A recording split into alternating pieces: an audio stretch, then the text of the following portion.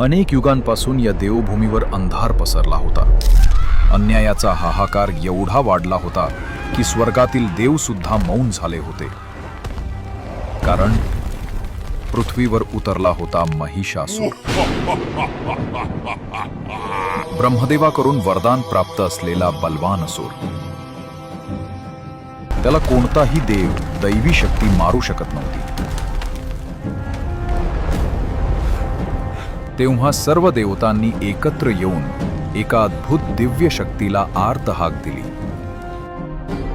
तेव्हा आकाश फाडून, भूमी हलवून सर्व देवांच्या शक्ती एकवटल्या आणि जन्म झाला एका अद्वितीय रूपाचा.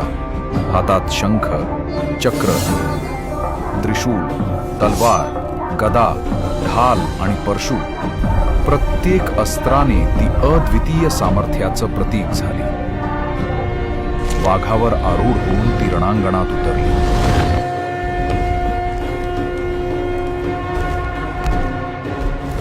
आणि मग तिच्या पायाखाली चिरडला गेला तो महाकाय महिषासूर.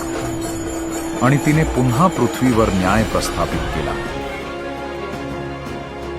ती शक्ती होती, ती देवी होती, महिषासूर मर्दिनी.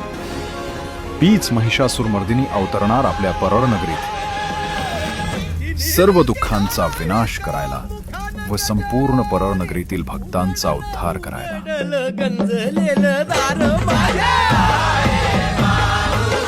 मग येताय ना आपल्या परळच्या देवीच्या स्वागताला.